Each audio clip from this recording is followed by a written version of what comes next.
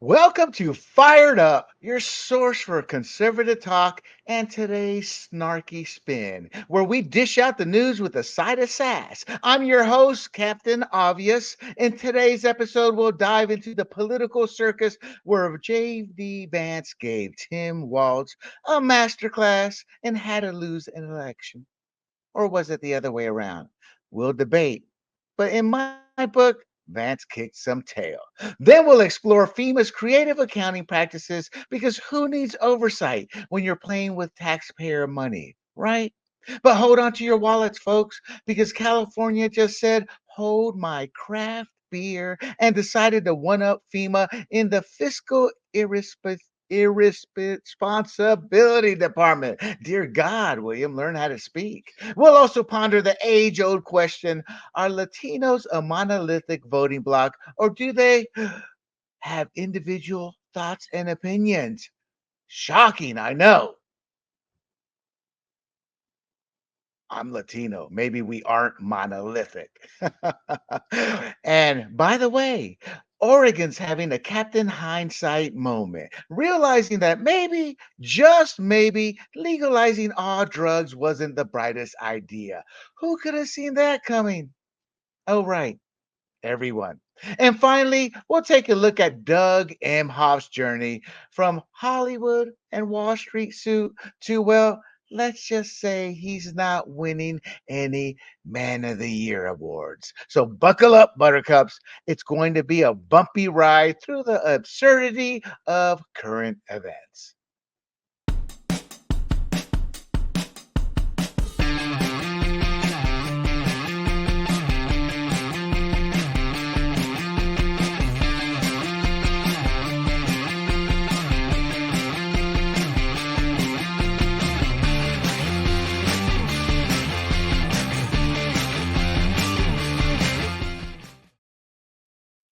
Hello, everybody. This is William del Pilar, and this is Fired Up.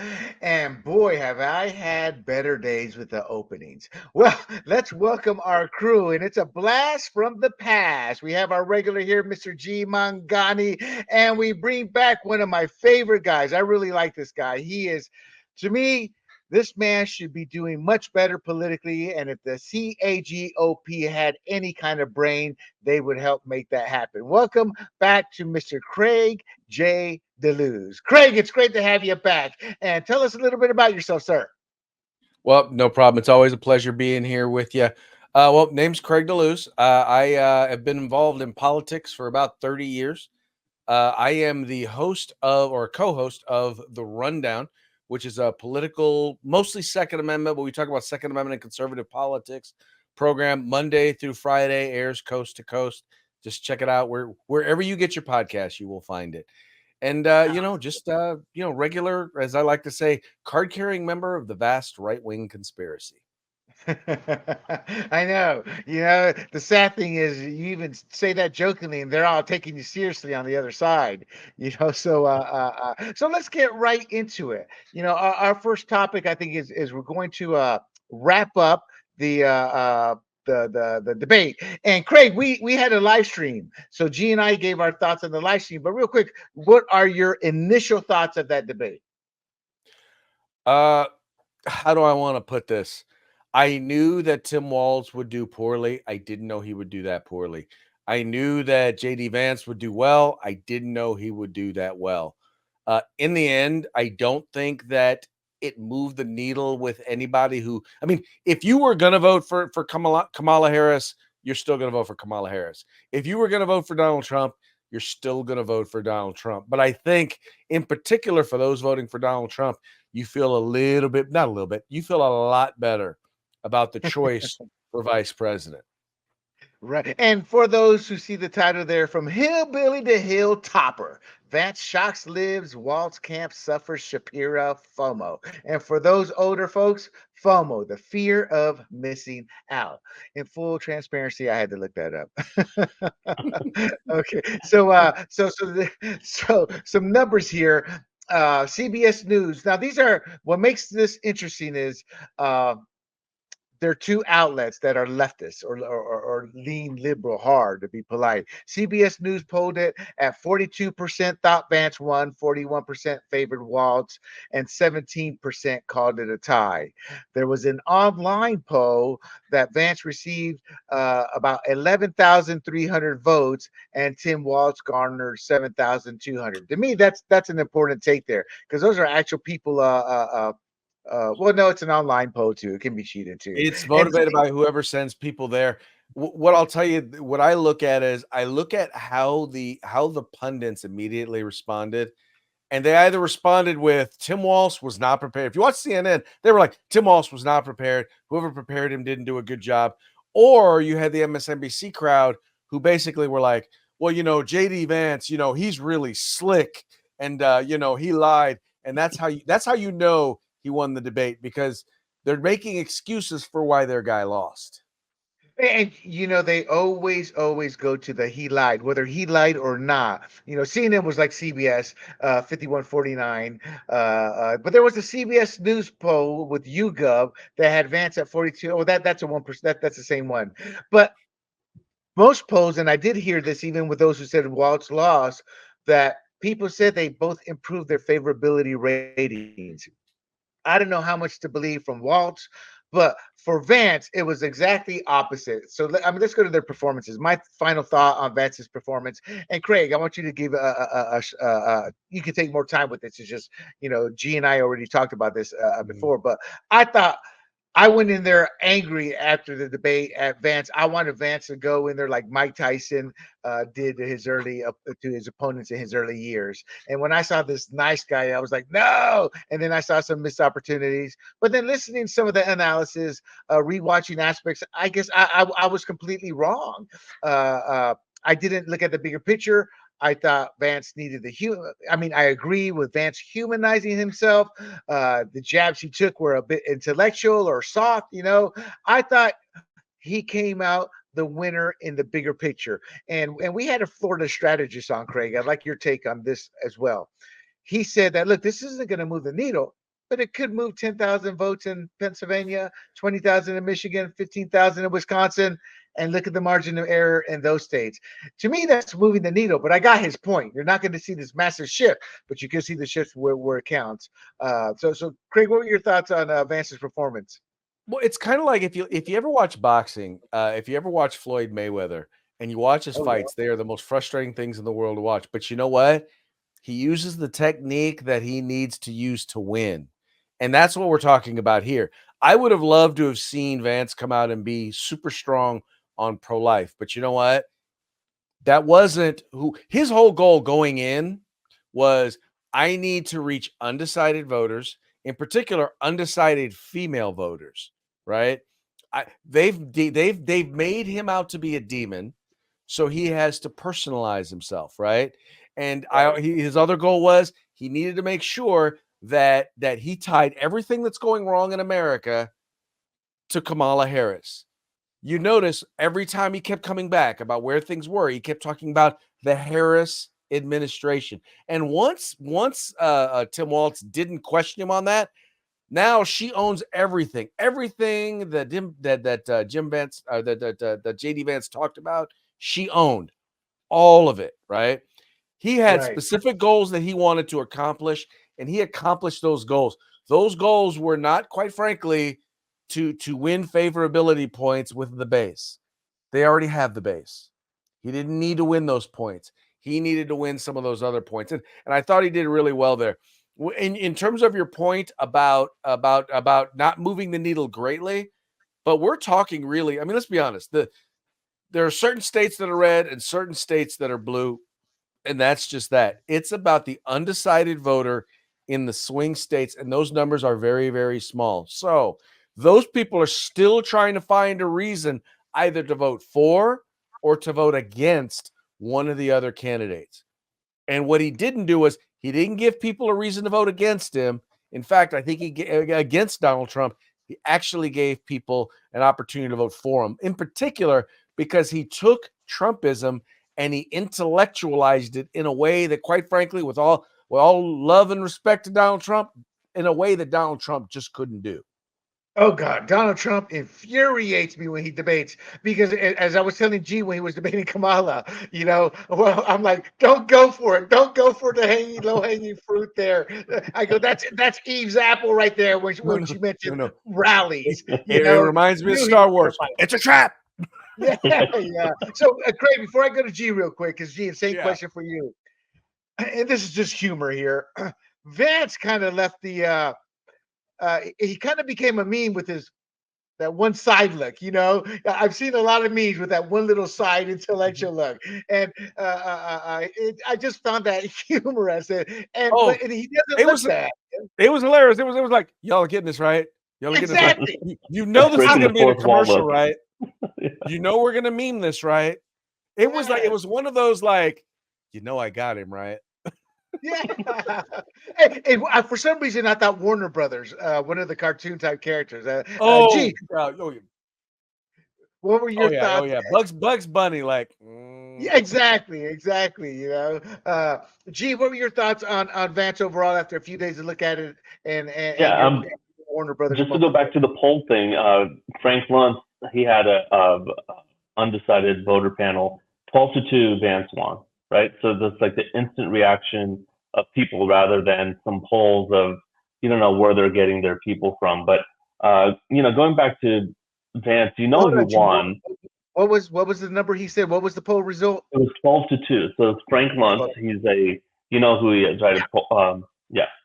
So that's a landslide with whoever he chose. Now I don't know where he got these people from. Again, so there's always a caveat with everything, but I think that's more accurate because I can't see even watching the debate again how Walz came out on top at all. I don't see this 42-41 split or 51-49. But going back, like, so just to take this from a different angle, actually I think it was Axios or maybe it was the New Yorker. I think it was the New Yorker that said, well, looking at Vance, his beard is a sign of toxic masculinity. Yes, I saw that. And Waltz's deer in the headlights look was just an open, honest expression about his emotional feelings, and he's very passionate. And I sit there and I go, okay, that's when you're like trying to attack something that's almost irrelevant and trying to cover up something. Yeah, exactly.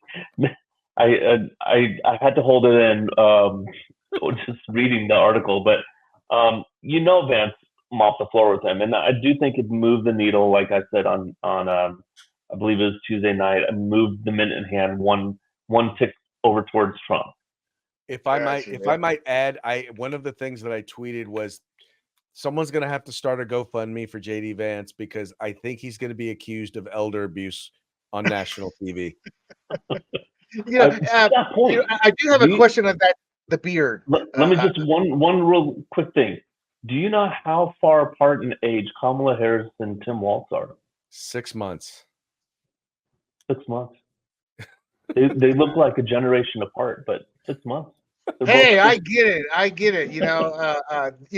I don't. I will defend Tim Waltz's ugly ass self. It's in the Hey, genes. I'm only hey, 57. we're all getting older, and it ain't getting Yeah. prettier.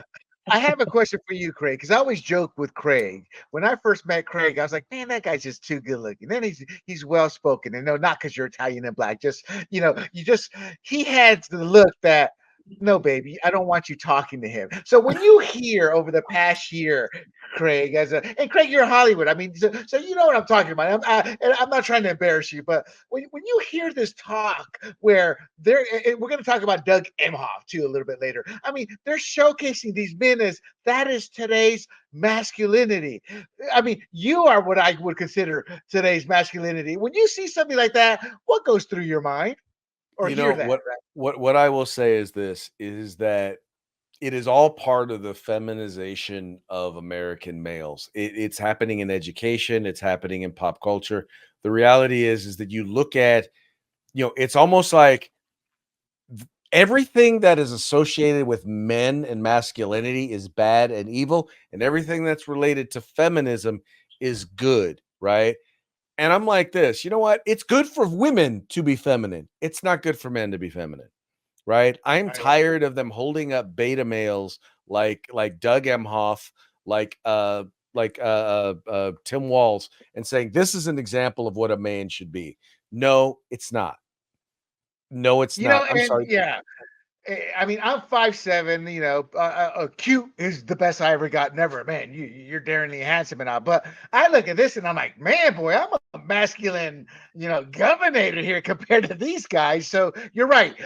This is how I view it. And then Craig, I want your take on Waltz. But I view it as they emasculated the white guy during the Marlboro phase and phasing cigarettes out. Then they started working towards the black guy, and now with Oh, yeah. Latinx, they're trying to get the Latinos in there. And you're right. I view it as a feminization of America. I'm gonna tell you, and this is one of the things that I think that in particular young black males are getting, which is why they're starting to lean Donald Trump, is they're recognizing whether it's in education, whether it's in media, or wherever it is, they're recognizing that the traits that are inherent to masculinity that tend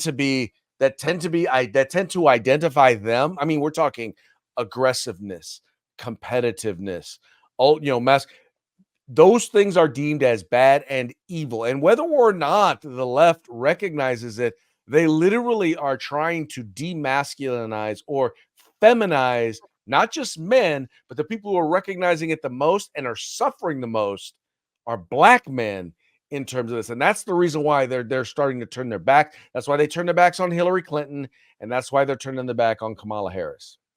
I agree. I agree. So, what's your take there on Tim Walton overall? I mean, I thought he killed it with the Tiananmen Square. So, I'm what was your no, overall no. take? Look, all I know is here's what I'm gonna say. First of all, if you ever have watched, what is his name? Oh, all of a sudden, the name of the comedian. Why am I all of a sudden forgetting his name?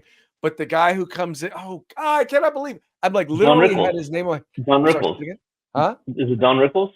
No. The guy who comes in and is like this. He's like, yeah, brother. I mean, God, why can't I remember his Oh, name? Randy, he's not a comedian. Randy Macho Man Savage is the No. Heavy set Big guy. John. You That are a guy. comedian guy. No, anyway, I just Chris Farley. Chris Farley. He Yes. Okay. reminds Yes. me of Chris Farley when he walks into a thing.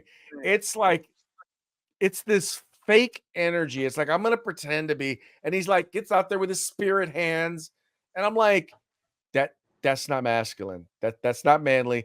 That is not going to help him. They got him because they wanted someone who they felt could identify with the Midwestern blue collar white male. And by the way, just so you know, that's the exact same reason why Donald Trump chose JD Vance. The difference is JD Vance it came from blue collar, lower class, lower middle class, if middle class at all, Midwestern. His if anything, if you don't get a chance, if you've never read it, read his book Hillbillyology. You'll get a real understanding of who JD Vance is and a greater appreciation of it. But he relates to that those folks, those voters, a lot more than Tim Walz does. Because as soon as Tim Walz opens his mouth and starts talking policy, okay, so he wants men in women's sports. Yep. He wants tampons in boys' bathrooms. He wants the government to pay for transgender modification surgeries and medications. He is by all definition a feminist male, and not Yes, the he sort is. of person that is going to attract that blue collar voter, because that blue collar male voter, in particular the blue collar white male voter, has been told by the Democratic Party that they are everything that is wrong with America, and they're not shy about it. They just say it out loud. And if you get it, if you haven't done it, go and watch the video of the white dudes for Kamala, or the white dudes for Harris, and that's all you hear is a bunch of dudes. It's like a struggle session with a bunch of dudes who are not, I won't even call them dudes. They don't deserve the right to call themselves dudes. They are a bunch of beta males who are like, I'm such a bad male. I need a woman to help me to be a better man. No, I y'all need to agree stop. wholeheartedly. I think what you said about JD Vance, that's what I was screaming to the world. That man will connect. He's the American dream. I can tell you as a Latino American citizen, but coming up, there's you always see it with immigrants. I'm not just gonna say Latinos, where you see the parents when they look up to somebody, they want you to grow up to be like that guy. So when you see JD Vance, I mean, came from nothing. And I tell people, look, these Appalachian hillbillies, they're like the white version of how a lot of people looked at poor blacks in the South. That's how bad these this part. I mean, I It, remember reading about that, and I was like, this guy came from nothing. Go ahead. read Thomas Sowell's uh uh was it white black something black rednecks and white liberals, something like that. But Oh yes, it's yes, yes, yes, yes, oh, yes. I know what but you're talking read that book and you will come to understand how much the Appalachian white community has with in particular with Southern blacks who were freed slaves. It is astounding. It's And I want actually to a make pretty a good quick white point liberals, on black Tim Walz. rednecks. Go ahead. Yeah, I'm going to make a quick point on Tim Walz that you were talking about the effeminate masculinity, right? Which is not what the blue collar workers out there want, but also they want someone who's made it through and made it successful, right? So Tim Walz was and Kamala was bragging about, well, he doesn't own stocks, he doesn't own his own home, he doesn't have a 401k, and I'm not down on people who have nothing, right? But if you're going to lead our country to prosperity, maybe you should know how to be prosperous yourself. And I think a lot of people look at that if they're paying attention to Tim Walz and go, wait, if you can't become prosperous, how are you going to make us all prosperous? Well, Exactly. the only thing I'll push back on that is this: he chose to be a teacher, so you're not going to have a lot of that if you're going to be if you're going to choose to be a classroom teacher. That's not the thing. But the point is that the one point you're right about though is that these are people who are talking about building an economy, but neither one of them has ever owned a business. Neither one of them has ever signed the front of a check. They've only signed the back of a check. Exactly. Right. Here is my favorite video here. I just got to show this. I'm sorry.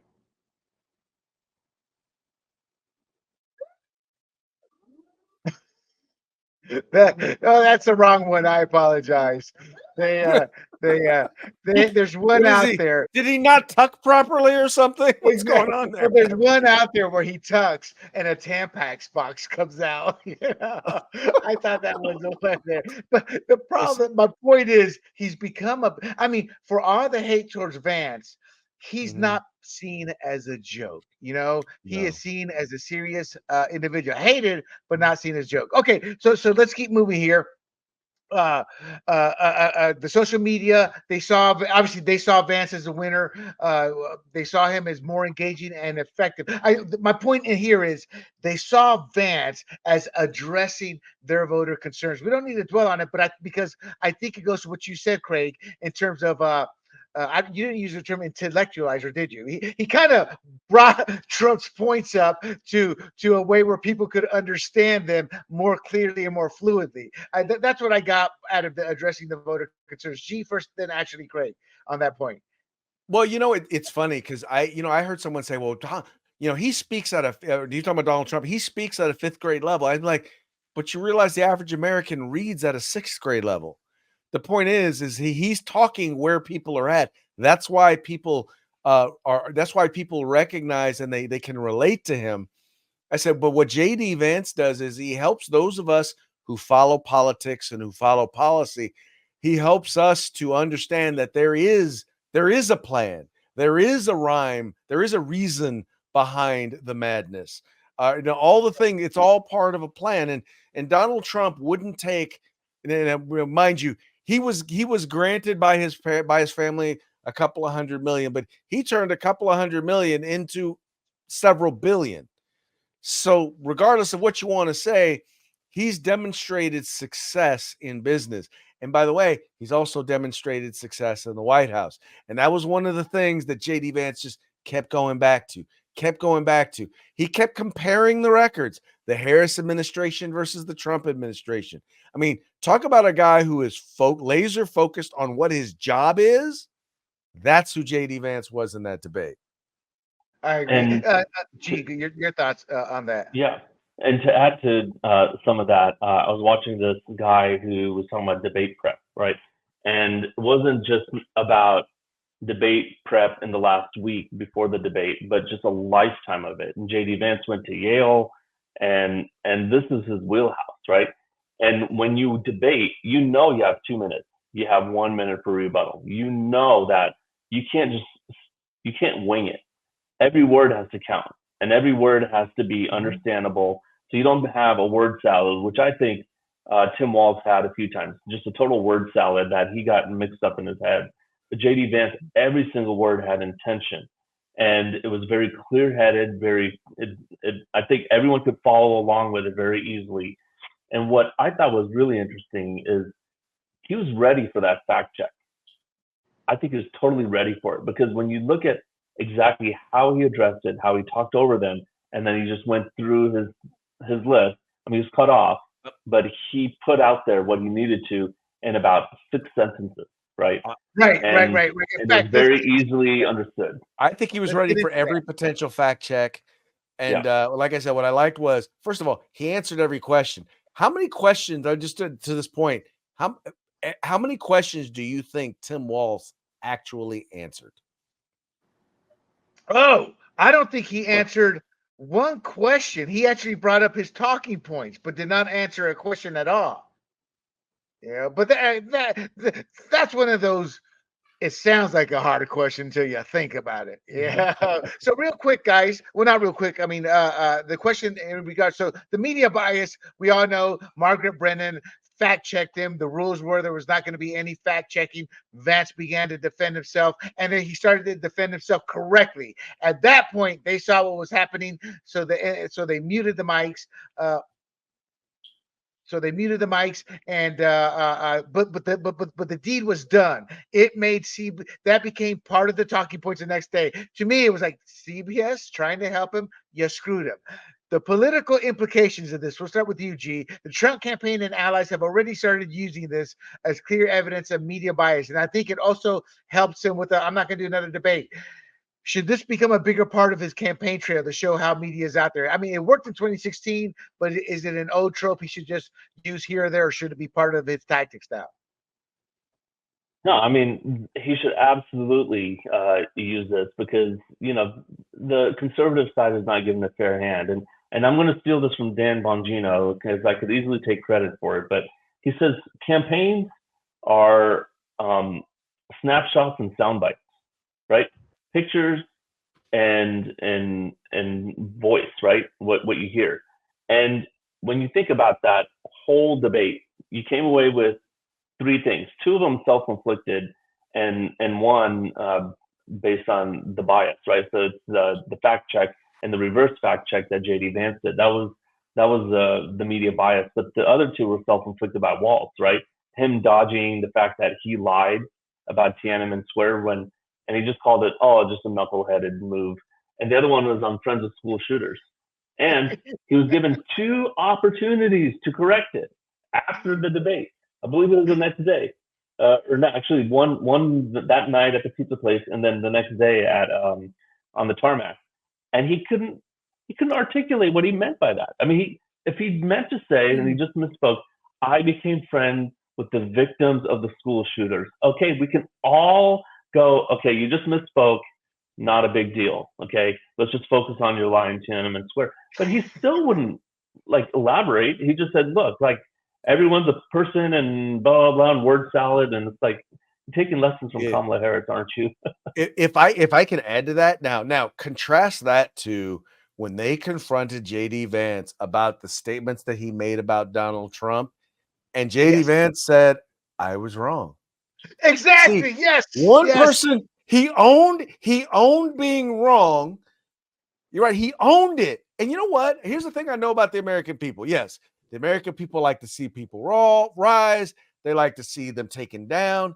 But then they also are very forgiving. They will, if someone owns their mistakes, they'll forgive them. And that's exactly what JD Vance did. And Tim Walz, he has refused to do it when it comes to the whole, weapons of war comment. He's been given multiple opportunities. I carried weapons of war in war, right?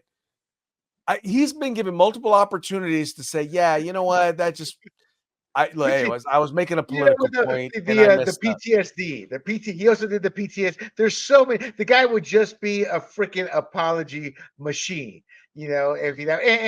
And to toot my own horn, I brought that up too about him being wrong. In fact, Big John and I were just talking about an incident. I go, John, you know me, I will argue a point to death, but when I'm wrong, I'm like, oh, yeah, I'm wrong. I So own my look, I own my stuff because that's how you, first of all, that earns you credibility. In other Yeah. words, what you're saying is, look, if I'm proven wrong, if I'm wrong, I'll own it. But it's on you to prove me wrong, to provide the information that would lead me to believe that I need to change my position on that. But right. when you're clearly wrong, when you've clearly made a mistake and you refuse to own it, well, that just tells me, okay, well, what else is he wrong about that we just don't know about? That Exactly. that He's a he's guy who has lived his not whole owning. life with lies. Because I think he's so insecure, he feels he has to Yeah. prop himself up. All right, the That's ratings. right. Now, I was a little disappointed when I saw 43.15. I'm like, holy mackerel! But I guess Kamala and Mike Pence had 57.9 and million, and Palin and Joe Biden drew 69.9. But I have reasons for that. In my opinion, in 2020, it was the world against Trump. And Trump was badly. It was like watching a heavyweight fight, the whole campaign. So people tuned in for everything. And I think Palin was a woman who just wouldn't go down, and she was the first woman for VP since Geraldine Ferraro. So I think those were two monumental events. I think these were just two white guys who, when you compare them to every other debate with two white guys, I thought that 43.15 was pretty impressive. Craig, your take on the ratings, then we'll go to G. I would have liked to have seen it being better, but it was about what I expected. I knew it wouldn't be better than 2020 because, well, we're not on lockdown, so I knew it. I knew it wouldn't be the same. Additionally, I think as opposed to earlier years, I think a lot of people were going to wait and see what sound bites came out of it, and I think social media, new media gives people the opportunity to experience the debate without actually having to sit through the entire debate. I was fine with it. I would like, once again, I'd like to see more. I wish more people saw it because I think anybody who saw it, at the very least, they walked away with a better opinion of Trump Vance. Yeah. I agree. G. Yeah, I think people watch debates a lot more differently now. I mean, I watch it live, either because I go to debate watch party or I'm going to be on Fired Up. But if I'm not, then I actually just record it and watch it later because Right, right. 6 p.m. I'm out there doing stuff. So and I'm sure I don't end up adding to that number. So and I think Craig's right. Like, what else are we doing in October 2020? Right. By 6 p.m. You come home from work and you can't go out. Right. No, yeah, I get that. So real quick, I do have one question I didn't ask, and I don't want to dwell on it too much. I don't want to beat this topic to death. But so Kamala's begging for another debate because, and they don't tell you, but she wants CNN. At what point does the GOP and its candidates say enough is enough? We're not doing these debates anymore on your networks. We are going to choose a more neutral. At what point do they do that? It's like, come on, guys. G, and then we'll go to Craig. No, it's like Lucy and Charlie Brown in the football, and conservatives go, well, maybe this time, the football will be there and it will be fair.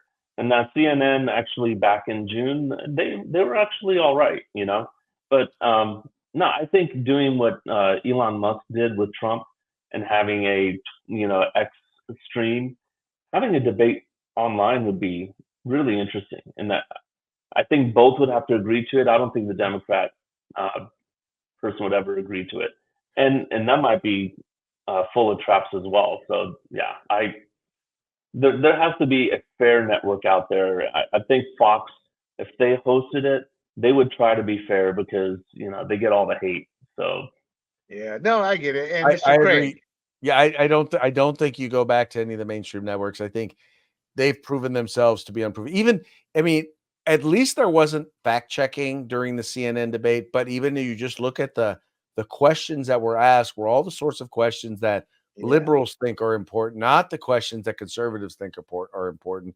There was almost no discussion, very little discussion on the border. The economy wasn't big. It wasn't what it needed to be. I'll tell you what I would really like to see is just me. I'd like to see each of the candidates go on Joe Rogan. And if you've ever watched Joe Rogan, first of all, you get him on there. It's a long form interview. I mean, I've seen him last like 3 hours, right? Yeah. Yeah. You get them drinking whiskey. Sometimes they're smoking weed, and you really get the sense of who someone is because you can't hide for 2 hours. You can duck Well, and yeah. dodge. And Joe Rogan and Joe Rogan's not a conservative.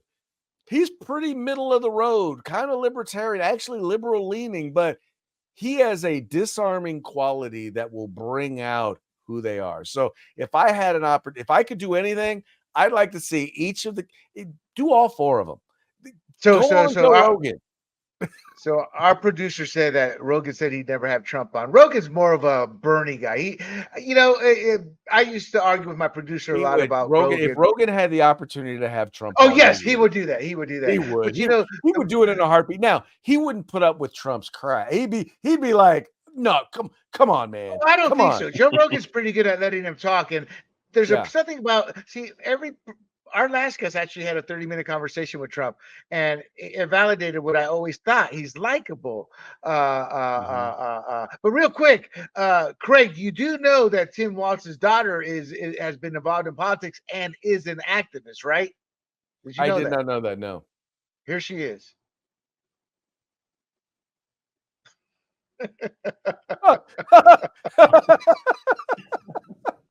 I'm sorry. That's just my favorite pick of Watts. Come on, guys. Wow. It's Okay. like Mary. That looks like you look at that, you think that's father daughter. Come on. That does look like father-daughter, although, trust me, if you've seen some of the videos and images of his wife, she's just as, like, turn the page. She reminds Woo, me of that senator from New York. The way her hair is. Gillibrand. She reminds me oh, of Gillibrand. You know. All right. So I think it was a clear win. It's not going to move the needle, people, but maybe it'll move some votes in some of these key states. So let's move on over to FEMA.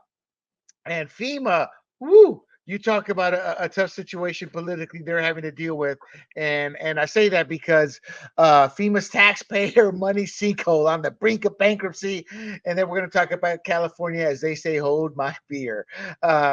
So first of all, to the audience, as we know, there's Hurricane Helene we're dealing with, and there's a lot of political turmoil there on social media, and it's making the news. And that's one good thing I like about social media.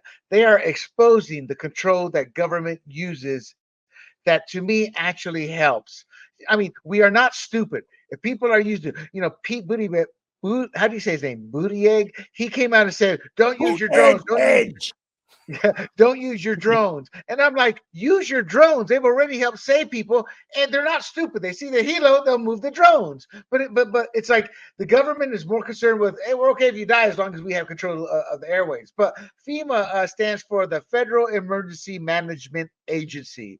It is responsible for coordinating the federal government's response to disasters and emergencies, providing assistance before, during, and after such events to ensure community preparedness. Their core mission and authority does not explicitly include working with undocumented immigrants or illegal aliens. FEMA's primary responsibilities are focused on coordinating disaster response and providing assistance to U.S. citizens and legal residents affected by emergencies and disasters. And for the people that aren't aware, FEMA came out and said they don't have enough money for the next major disaster. And it turns out they've given over $1 billion the last 2 years, and 2024 is not over yet, on the border to illegal. In fact, I'll read it out here. Secretary Mayorkas stated FEMA does not have the funds to make it through the season, indicating concerns about long-term funding for the hurricane season, despite having funds for immediate needs. Fiscal year 2024, they spent $650 million for shelter and services programs down at the border, and then in 2023, 364.8. So first of all, Craig, your thoughts on Mayorkas's statement that they don't have the funds to make it through another season? Well, now keep in mind, just a few months ago, he did a press conference. There's a video out there. I used it on my show today, where he says we're prepared for the upcoming hurricane season, and not just hurricane season. We're ready for wildfires and floods, and he was basically talking about how ready they were for this upcoming season, right?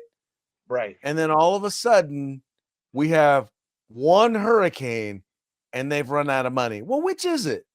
I mean, I'm starting to feel like between that and the border is secure, I'm starting to believe that he is the Baghdad Bob of the Biden administration. I can't argue that. And G, your thoughts? I mean, I think they're misspending their money on things that we don't need to spend money on, and it just highlights what Trump's talking about. That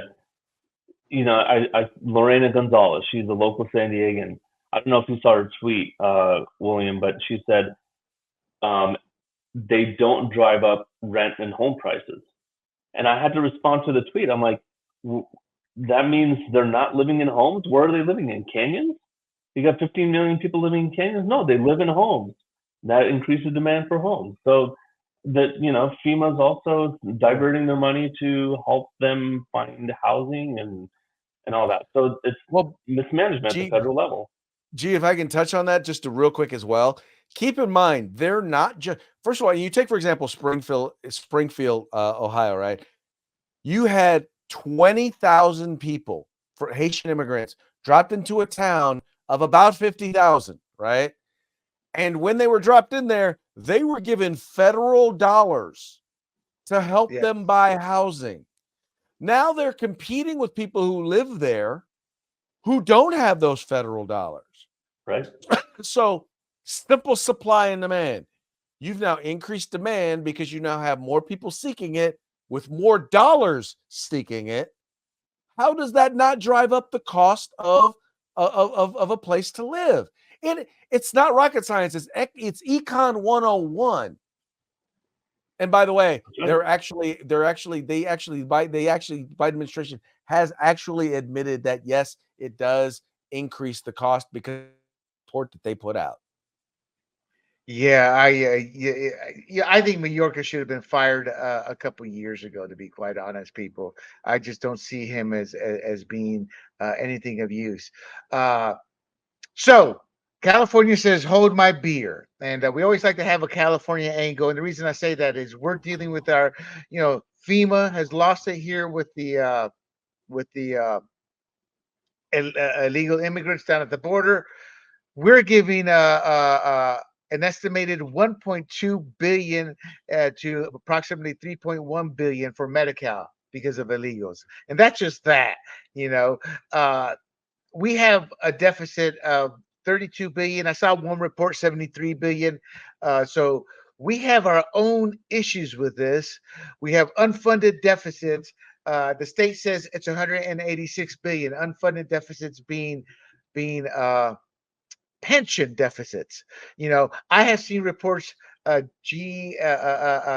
high as, it looks like we lost Craig. I'm sure he'll pop back in, but I've seen reports G as high as 1.2 trillion. So when you look at our own issues with illegal immigrants, 1.2 billion, they just threw in, expected to go up to 3.1 billion for Medi-Cal. That's just one thing. There's other forms of money we're giving, the housing that Craig was just talking about. What are your thoughts on this? I mean, you hear FEMA 1.2 billion. I'm like, California, hold my beer. I got you beat 3.2 billion here on just one program. Your thoughts? No, what's happening in schools across the state is that there have been a lot of layoffs in the last year, and it's because of this deficit. And when you're misspending or transferring money to other pet projects like this, then you don't have enough money to pay teachers. And so the schools get in a tough situation. We were promised a lot of money. Now during COVID, we were given a lot of money, but when you go into deficit, and I'm sure Gavin Newsom, I predict Harris will lose, and Gavin Newsom's going to gear up for 2028 run. He's going to hard tack to the middle, right?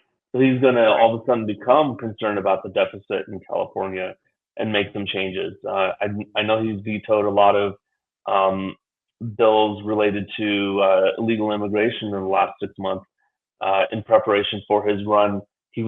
I believe he thought he was going to run this summer, at least for the abbreviated primary, the 15-minute primary between Biden dropping out and Harris self-nominating herself. But no, I think yeah, we got to do better. We got to spend, if we're paying the taxes, and you'll hear liberals go, oh well, and illegal immigrants pay taxes too. Okay, you're talking like 1%. The other 99%, and my numbers aren't exactly right, but the relative sheer number of dollars that come from the people who are here legally, they're paying for the illegal immigrants to get the free healthcare, the free college, assistance for rent or whatnot, and driving up our home prices, because if they've got to live somewhere, that displaces someone who needs to now find another place, just like Craig said earlier. So Right. Springfield's a good example. So real quick for the audience, just because I said the number, but that's FEMA fiscal year 2024, and it's still not over 650 million. Fiscal year 2023, 363.8 million. Craig, to bring you up to speed here, sir. So what I was saying is just on Medi-Cal alone, they've already put in an estimated cost of 1.2 billion for the first 6 months, and it's supposed to increase around 1.3 billion. And the expansion, when fully implemented, they're looking at a total spending estimate of $3.1 billion. So that just dwarfs what FEMA did. And that's just one program. What G was talking about was the schools. We're losing jobs. People are being displaced. And he brought up a good point, as you did. You mentioned Springfield too earlier, but they're coming in and they're displacing, and they're driving all the prices up. And while I saw the article where there's one mini industry of construction or something. The Haitians have completely taken it over because they work cheaper than the Americans. As far as the taxes too, G, correct me if I'm wrong. Part of the problem with taxes and illegals is they get a lot of under the money table. I mean, under the table money, restaurants or picking strawberries or whatnot. It's not glamorous jobs, but that money's not taxed. Then they go to Western Union, and then they wire it all home. So we are missing a whole bulk of taxes. And so, Craig, your thoughts on the fact that California, this is just one program, 3.1 billion. There's other billions being given away. Your thoughts on that in terms of the illegal immigrants here in California? Well, when you consider the fact that 50% of the homeless in the entire United States are here in the state of California, that in terms of income inequality, the gap is the largest here in the state of California. When you consider that the quality of education that students are receiving in our public schools is 49th or 50th here in the state of California, and then you look at the fact that we went from almost $100 billion surplus to $100 billion or $70 billion deficit in about a year. One has to recognize that there are two things going on here. Number one, you are destroying the economic competitiveness of California through taxes and regulation, and you're chasing businesses, employers. Let me not call them businesses. They are businesses, but the real important part is they're employers, but you're chasing them out of California. Oh, by the way, they're taxpayers. You're chasing them out of the state of California. And then on top of it, you're encouraging people not just to come into the United States, but to come to California, people who are entering the country illegally. When you are a sanctuary state, when you say we will provide you benefits and resources if you enter the country illegally, you are encouraging people to, one, break the law and enter the country illegally, but number two, to come to the state of California. People go to where the greatest benefits are, and that's the state of California. and that has resulted in if we're going to talk about an inequality between those who are paying taxes and those who are dependent on taxes. And the people who are paying taxes Correct. are getting to the point where they're like, yeah, I'm not paying for this anymore. And that's why you're seeing Exactly. them leave California in record numbers. And Big going back time. to North Carolina, they're getting $750 after paying a lifetime of taxes, and seeing Oh that yeah. most of that money that could have gone to them went to people in Springfield and not I American agree. citizens. Not Americans in Springfield. They were Yeah, like, they did an interview. They were talking with folks in the welfare department, and they were like, it's like 9-1 Haitian immigrants or immigrants to American citizens who live in Springfield. yeah. All right. I had 15 programs that are struggling or need money. And I'll close this segment out with that money could have been used to, as Craig said, to address our budget deficit. But more importantly, a few months ago, we just talked about a bond for the infrastructure for schools. Could have gone to infrastructure projects. We are one of the states with the worst issues of wildfires. Could have gone to wildfire prevention and management, which is always needing more money. Mental health, that's in conjunction with the homeless. Emergency preparedness. So that's just a handful out of the 15. And instead, they put it elsewhere, and then they're going to run out of money. So what do? They tax us more, thus the exodus. All right, Well, but guys. you know what? At least, Oh, and by the go way, ahead.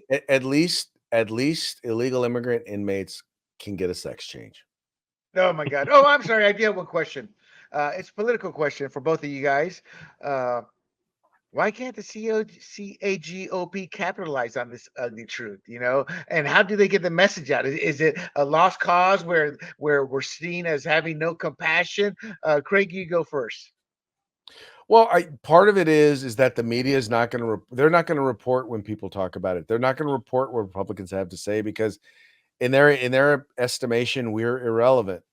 So we've got to be better, more effective communicators. We've got to learn how to take an issue and make it something that is newsworthy. And I really do believe that we've got some folks in the legislature who are good at that and are getting better at that. But we as a party have to get better at that. And unfortunately, we're not there right now. We have to learn to talk beyond our base.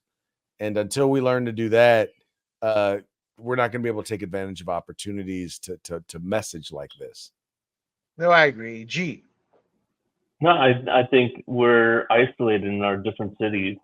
So you're talking statewide, and then even within our cities, we're fighting little civil wars like we had discussed last Friday here in San Diego. So we're distracted, and there's also a sense of, by some, not everyone, a sense of defeatism in California. So there it is.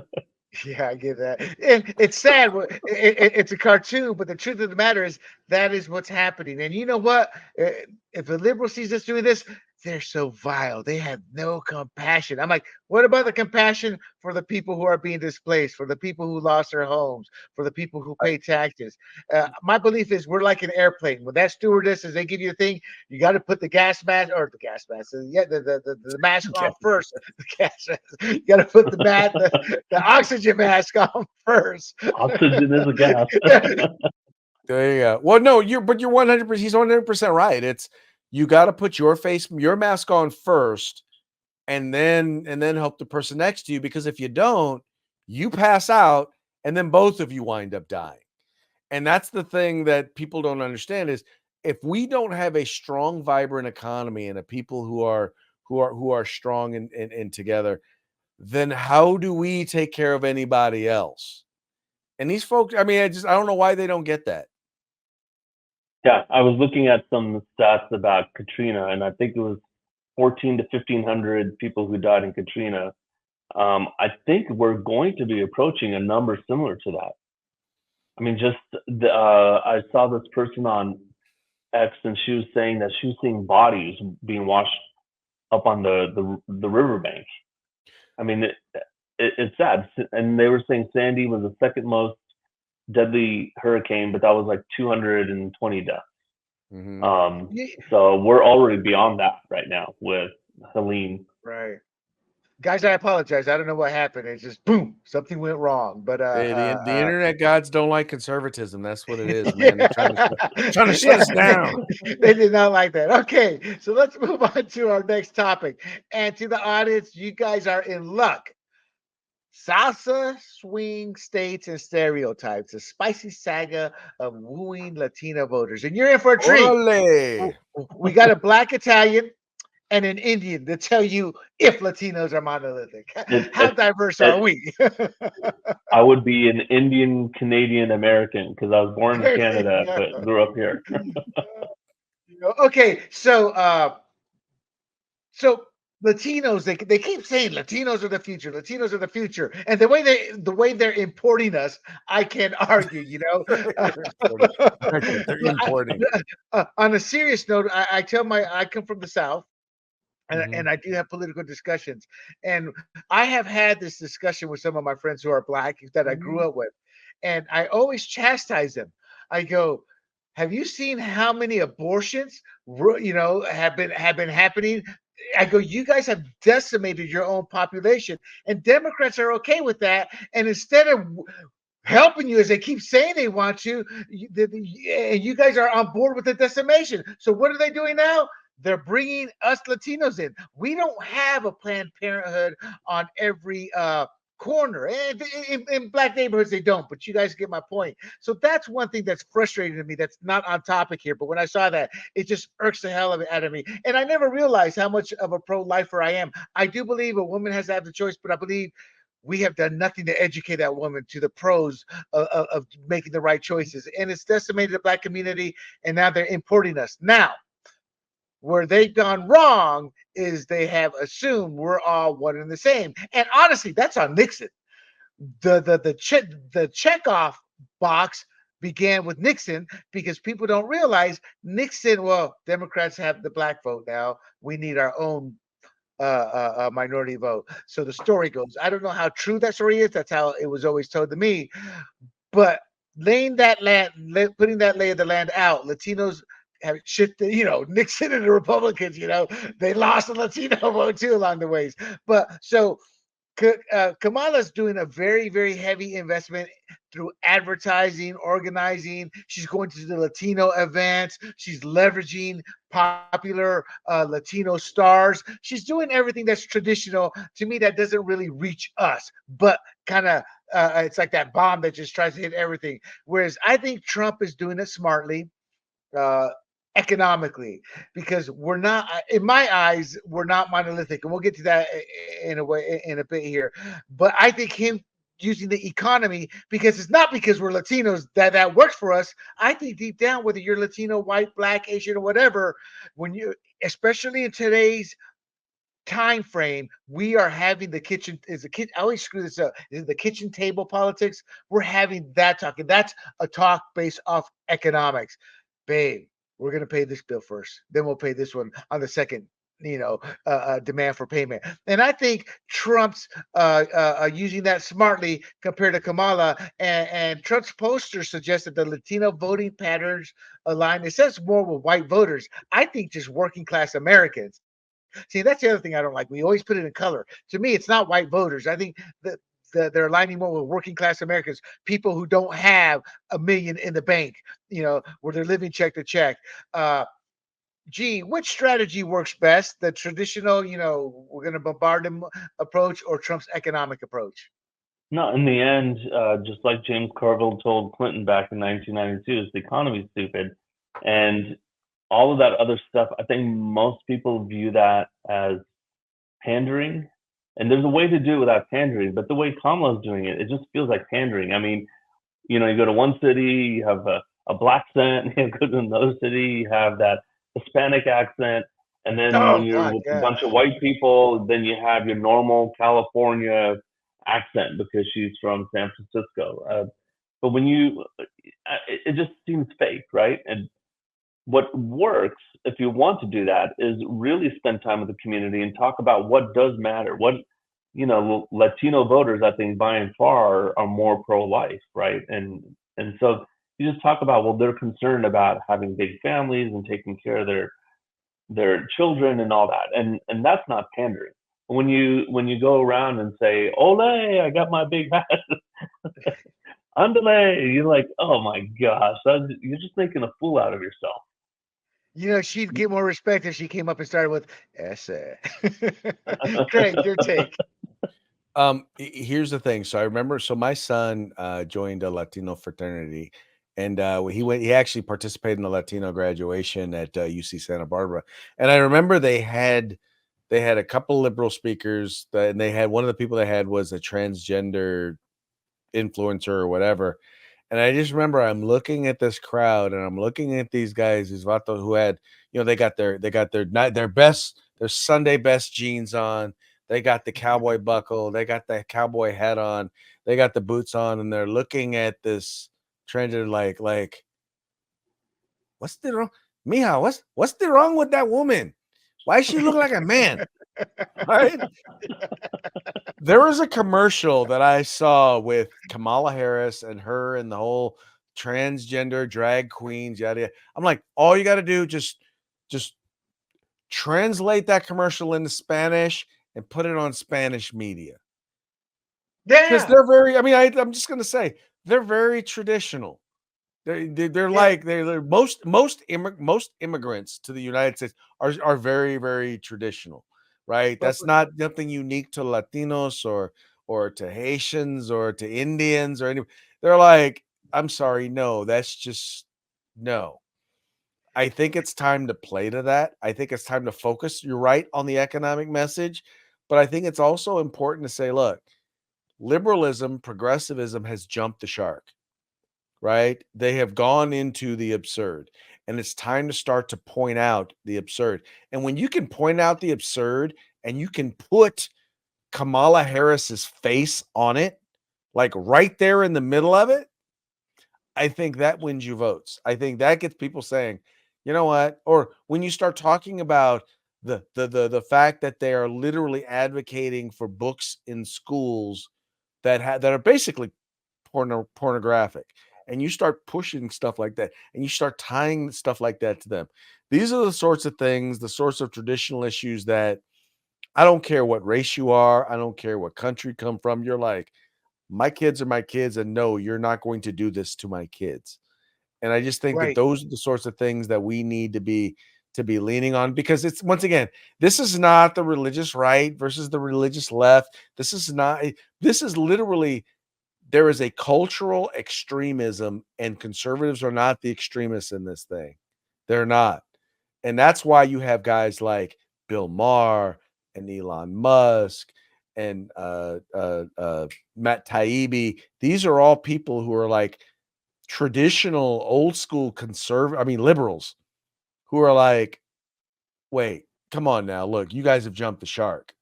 And they're being excommunicated from the Democratic Party for actually saying, yeah, you've kind of gone too far. Yep. Yes, they are. So, in regards to the cultural diversity and identity, it's funny because uh, uh, uh, it's not just Latino culture. You get they're all white coming from Europe, but they have their own distinct culture from where they're Mhm. from. Africa, from where they're from. We're no different in the Yep. Caribbean and South America, but they want to assume we're all brown. What brings us together? Here's a dirty little secret that people don't forget. There's a guy named Soto. I don't know who he is, but boy, he put that seed everywhere he went. Because in the South Pacific, in Central and South America, where there are so many Latinos with the name Soto. And my and, Mhm. and my bad joke here is Spain literally conquered the world. So what happened is Spain brought their foods over.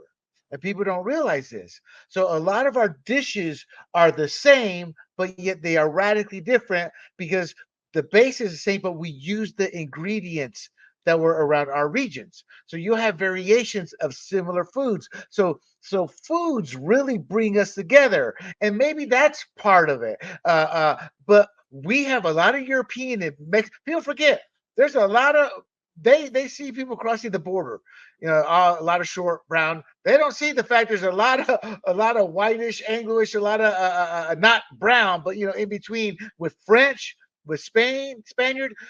Christopher Columbus had a base in Panama. His brother was a tyrant of a governor. There's a lot of mixture. So they assume we were all short and brown. Some of us are short and Angloish. But what I will say about our culture, we are arguably the most diverse.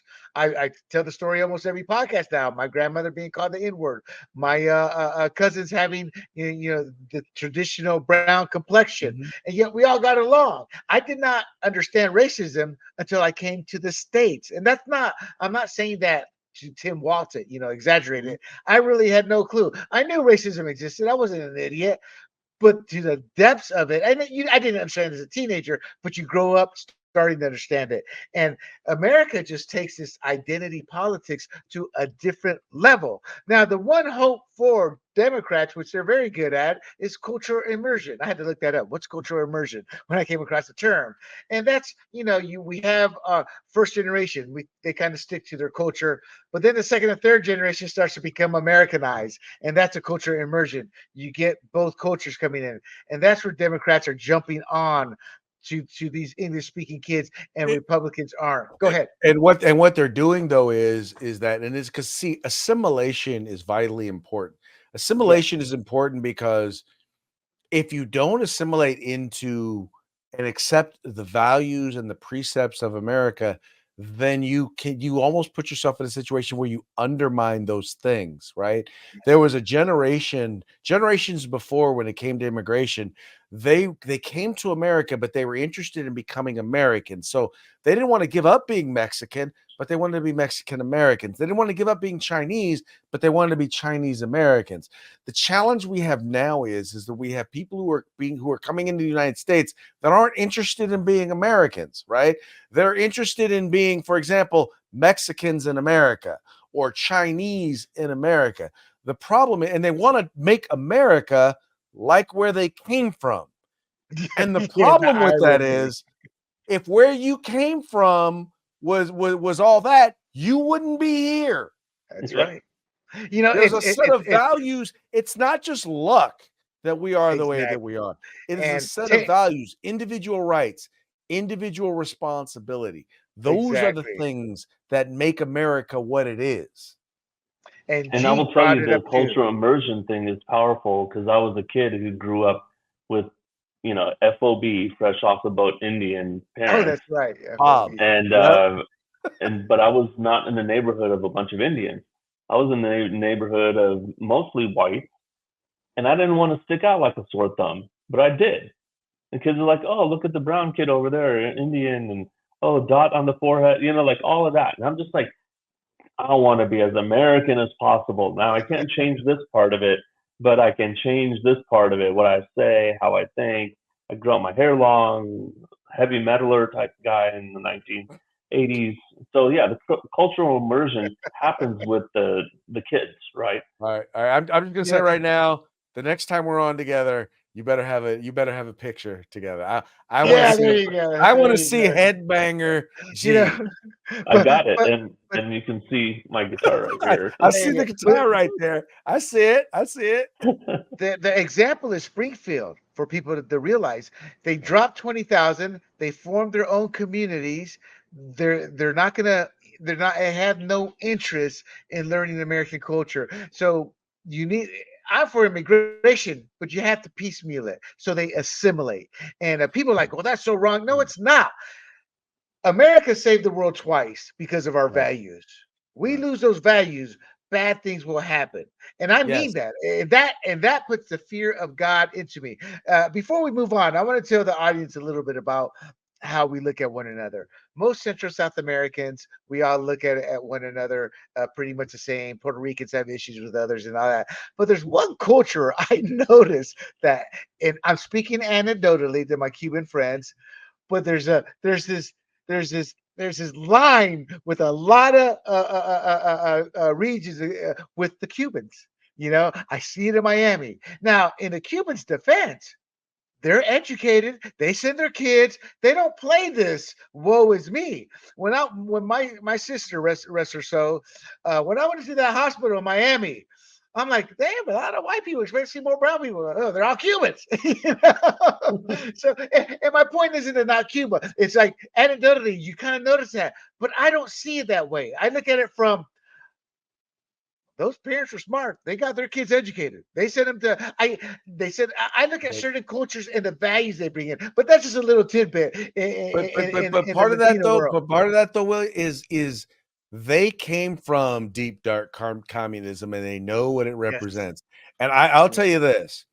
While I realize there's a lot of challenges with some of the folks who've come here from Venezuela, I have a feeling that there are going to be a lot of Venezuelans who have come to the United States from Venezuela, having lived under communism, having lived under a communist socialist dictator, who are going to be like, who are going to recognize the Democratic Party for who they are, and are going to yes. be like, once they do come out of the shadows and are legal, are going to be like, yeah, no, I'm not doing that again.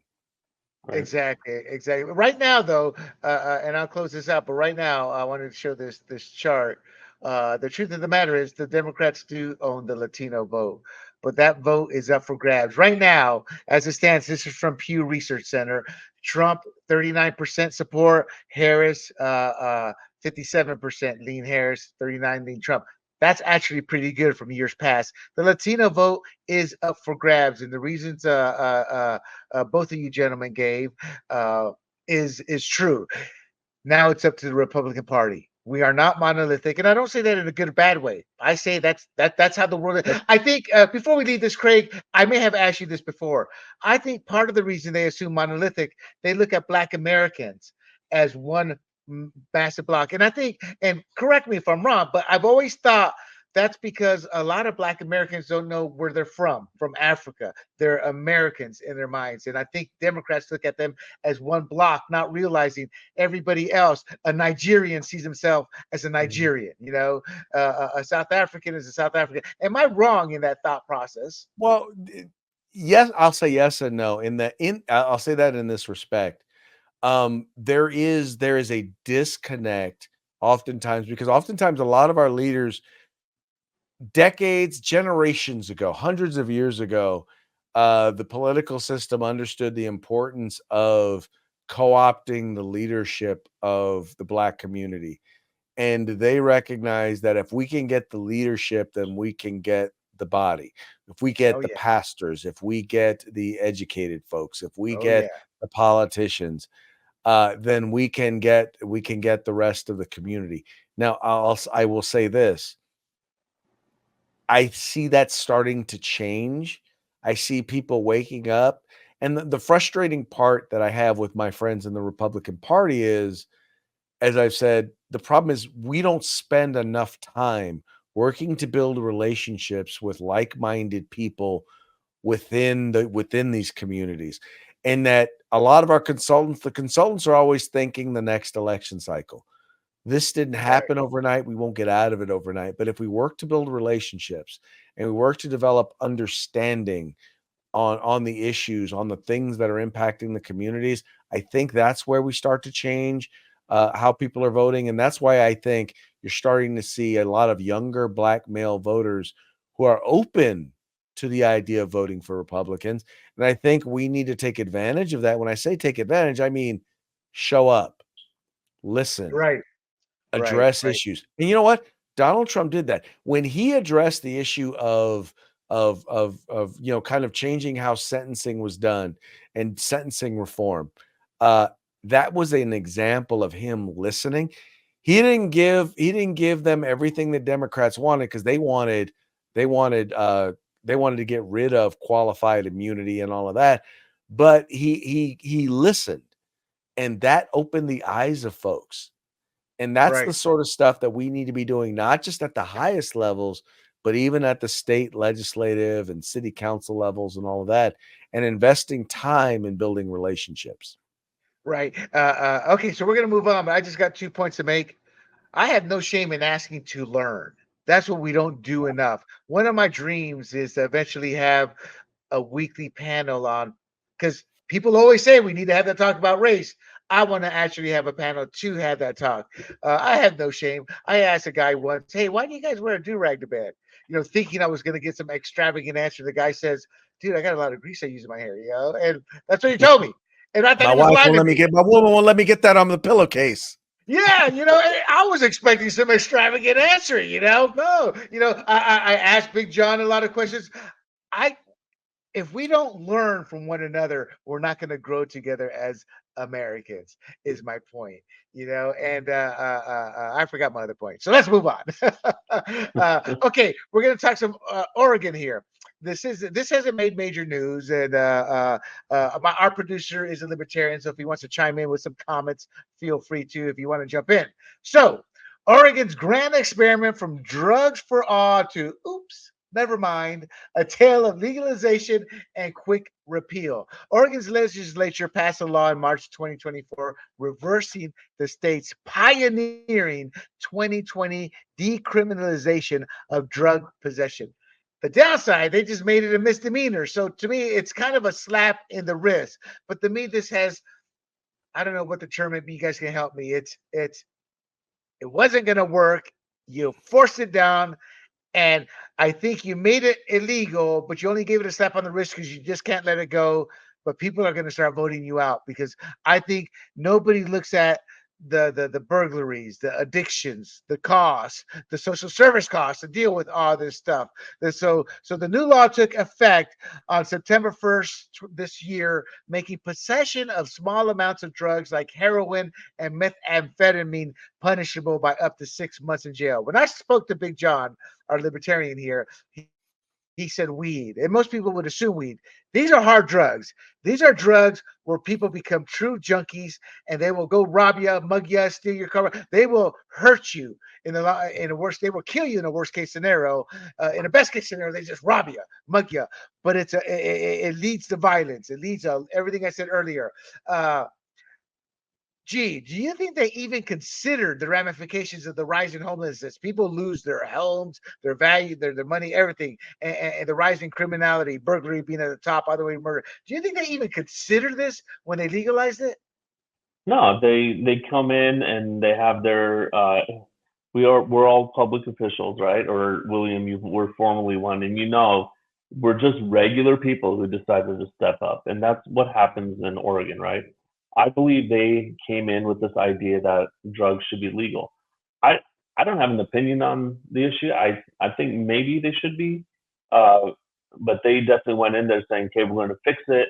This is going to fix everything." And boom, now it's a whole host of another set of problems, right? And they have to deal with that. So it's so easy to think in terms of black and white, just like abortion, right? There's some line somewhere between the two extremes, and I'm not going to call pro-life an extreme or pro-choice, but there is don't use any birth control because all your seed is you know uh, you can't get rid of it, right? It's whatever. And then you get the other extreme where, like, if the baby's born, you want to get rid of it, right? So the line's somewhere in between those two extremes, right?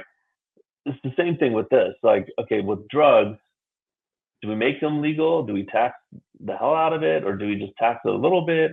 Do we make it completely illegal? And then you're just going to have a whole host of problems, unseen, uh, unforeseen consequences between all that. So they came No, in saying, no, this is going to work. And then they're realizing, oh, wait, no, this is a tougher issue than we thought. So, Craig, there was a spike in overdoses. It's like, did they go, hey, what's fentanyl? They didn't realize the crisis of fentanyl. They thought the cannabis tax would pay for it. But the problem that we're seeing in cannabis taxing, and they saw in Oregon too, is you can't tax the hell out of it without the black market surging, because then you can get it cheaper there. You can get an ounce cheaper on the black market here in California than you can over the counter. Somebody told me that. So, so what are your thoughts on all of this? Well, this goes back to a fundamental problem with how liberals govern, how they look at policy. They look at policy based on how they wish it was, not based on the reality of how it actually is. If you have a desired outcome, you have to consider how will people respond? when you throw the pebble into the water, what are the ripples? What's going to be the rippling effect? You can't just look at it and say, well, my desire is to do this, and I think this will do that. You have to stop and think, well, how will people actually react?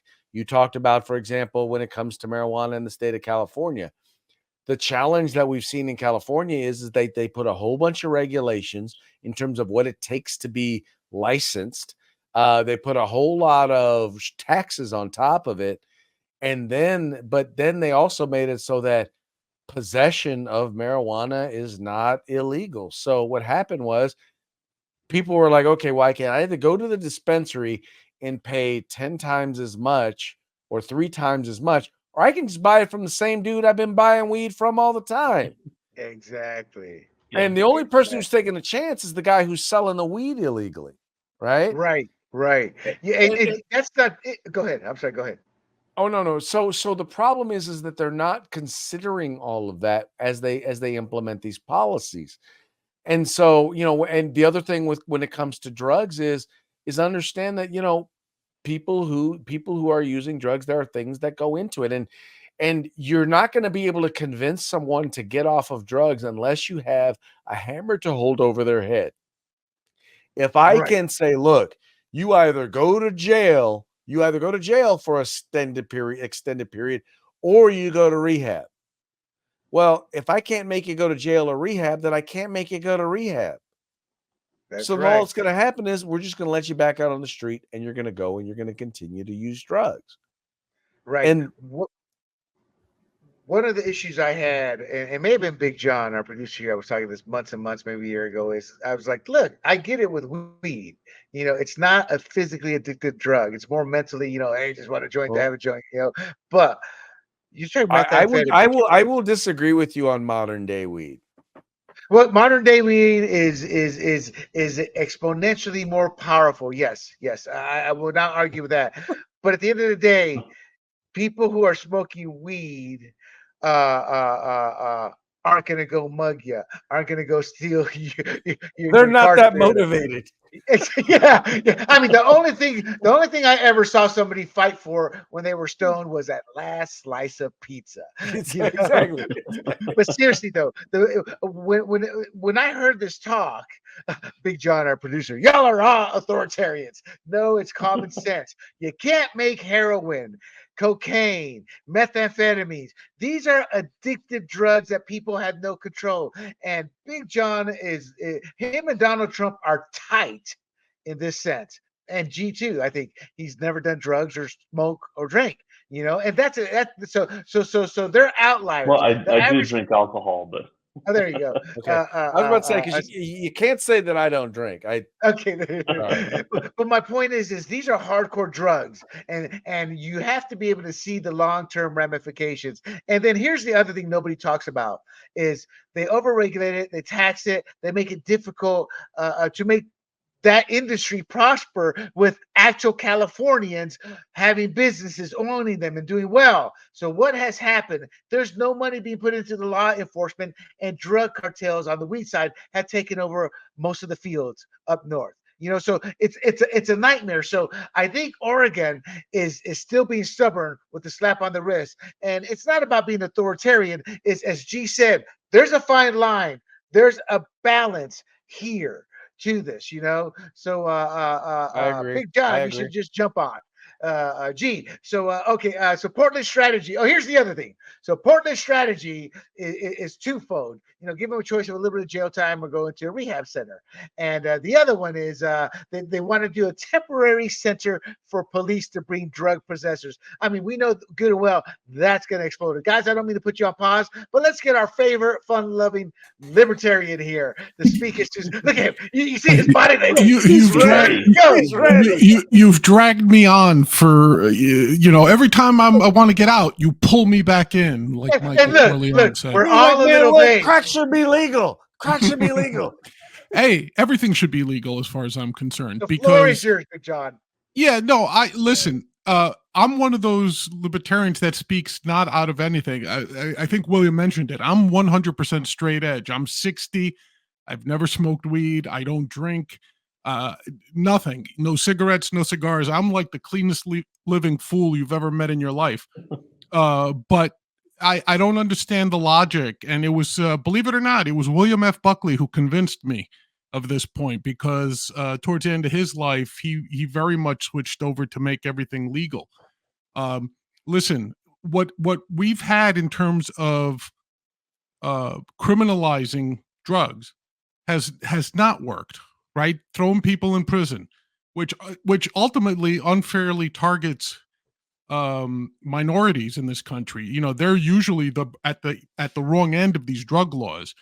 Now, part of it is I don't like it when people say, "Oh, make it all legal and then you get taxed and regulated." No, that's part of the problem of every industry. But John, hold on. That's the problem we're facing right now. Is what's the problem?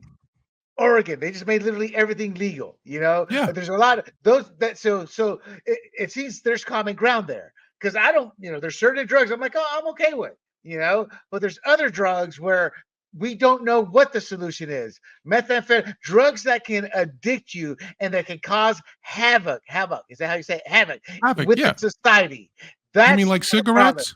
You mean like cigarettes? People aren't. You mean like alcohol? No, stop. See, you're playing the game. I'm talking about. Yes, you are. Yes, you are.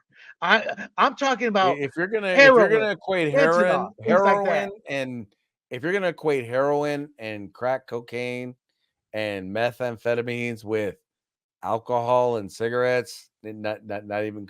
They're not even comparable. I'm equating their addictive qualities. They're in terms of the body chemistry to addiction. They're almost identical. It's not just about the addictive qualities, but it's about the impact that they have on the individual and society. Sure. And with all due respect, cigarettes only really have an impact on the actual individual. Alcohol, I'll just say it is the one recreational drug that has been legal since the beginning of time. But when you start talking about things like heroin and methamphetamines, it's a much bigger difference in terms of the impact, not just on the individual, but on those around them. That's true of any addiction, though. That's true of any addiction. No. Stop. There are levels. That's what we're trying to say, John. You don't want to see it. You don't want to see the levels of statistically, somebody who's stoned is not going to go burglar your house to steal your stereo and kill you in the process. No, I understand. But see, that's what we're talking about. You don't. But how is making those drugs illegal going to curb? No, I'm saying we don't know the answer to that because no. I'll give you an example. Go ahead. For the longest time, I never smoked weed. Do you know why? Because I didn't want to go to jail. Because I'm not going to smoke weed because it's illegal. And there's a percentage, I believe a significant percentage of people who are like, look, I'm not going to go break the law. Not because, and I didn't have any moral anti-thing against weed or marijuana. Still don't smoke it. But I never had any negative, like social, societal, like, okay, don't do that because it's horrible. I'm not going to do it because it's illegal. When you legalize it, you give permission, and a government is giving permission. And I think that not having it be legal now, how we go about enforcing that legality, I think we can talk about whether or not we've overdone it. In particular, when it comes to marijuana. But I think discouraging people from doing something that's bad for them isn't bad. Anyway, that's the line I was talking about, right? Yeah, there's a line somewhere. Yeah, and so you get in the military, I never smoked weed because I did not want to get busted, lose my money restriction. Good point. I'm sorry, G, go ahead then, John. No, I was just going to say, like, okay, so, Craig made a good point. I can smoke 30 cigarettes tonight, right? I'm not a cigarette smoker, but I'll be fine the next morning, right? My lungs will hurt, but I'll be fine the next morning. If I try heroin for the first time, I could be dead, right? So Lenny Bias with cocaine. Yeah, but see, guys, that's my whole point, right? The point is that you can't legislate morality and you can't legislate looking out for someone. The second you do, you're no different than any nanny state policy. John, that's just one aspect. I'm looking. My care is once they get addicted and they will go kill their neighbor. That's my issue. No, but listen, murder is still illegal. Assault is still illegal. Theft is still illegal under both. What? Having legalized or illegal, you know what I'm saying? So that I will give Big John some credit in this respect. Now, if we can let go of all the nanny state stuff, so I'm like this. You know what? You go out, you do whatever you do, and turns out you wind up overdosing. Guess what? Oh well, it's on you. It's on you. As long as we are agnostic in both, if you're going to let you do it, then you have to suffer the consequences of your choices. Now, the problem is in this society, we don't do that. We can't do that. We've never done that. And you're Craig, 100% right. But I'm not talking about policy based on how I wish it was. I'm talking about policy based on how it actually is. So as a conservative, then, right, the thing that you open yourself up to, which is, listen, I used to be very anti-drug. I used to have the conservative position on this back when I was young and didn't know any better. And the person who actually changed my mind, and this is the God's honest truth, was William F. Buckley. I had a whole sit down with him, and he explained it to me. He says, and in typical Buckley fashion, he goes, I had to try it out for myself. So I took my yacht beyond the 3-mile limit and I smoked weed where it was legal. Then I yachted back, like he did it in typical Buckley style, right? But what the convincing point there is that if you say, as conservatives, we're going to look out for people and make things illegal for their own good because they don't know any better, and I don't doubt your sincerity when you say that, then you have to allow the liberal who comes along and says, we're going to monitor your McDonald's intake because we're looking out for your own good. We don't want fat people keeling over heart attacks. And once again, I will disagree with you because anybody who has ever been related to a drug addict knows it's not just about them. It's about the people around them. Now, once again, I am one, first of all, using Buckley, smoking weed. Now, if he had gone out and he had shot up some heroin, then I would follow. Then I would be okay. I would be okay with that analogy. But anyway, all that having been said, if we could, as a society, adopt the F around and find out, I'm willing to accept that. Then I'm okay with that. I am 100% okay with that. As long as we're not, because the problem winds up is that we don't want people. In the end, we won't allow people to deal with the consequences of their choices. And I'm like this. I believe stupid should hurt. I believe that's how you learn. I believe I agree with you. If we were to make them legal, if someone goes out and they overdose, you know what? It's on them. But see, that's what let me ask you always. And whatever happens to them and their families and all that. I agree with you. Listen, so that people know. Listen, I've seen that. I want to interject this point to both of you guys. Legalized use has shown itself statistically to increase crime and put citizens at risk. Yeah. That's my issue. You know, it's like, so for example, if you want to go D, I'm good with it. See, we don't know what that line is. That's my whole issue.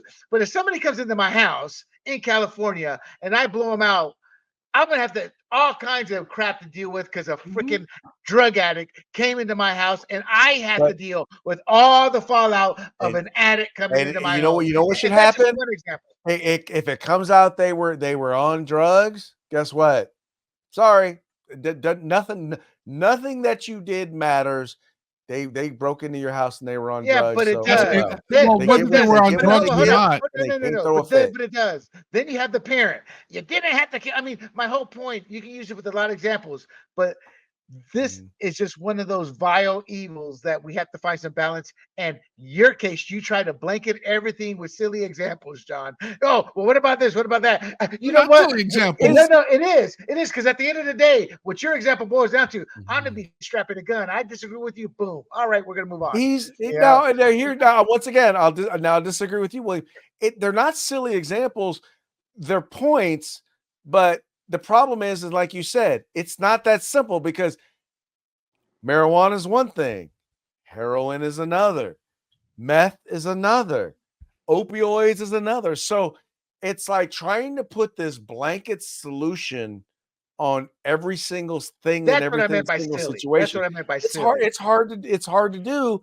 But But I'm Craig, glad that we can at least have that conversation. yeah, we're also dealing with human nature, right? Which is that people want to get high, apparently, because there's never a short supply of new drugs, new chemical solutions to things, right? And it has nothing to do with what we like. In other words, marijuana, you're okay with weed, right? I never touch the stuff because I think it would impair me. But I'm the same way about cigarettes. That's my moral line. That's my personal line. Like you said, you had your own line because you were You afraid know of what jail though? or whatever.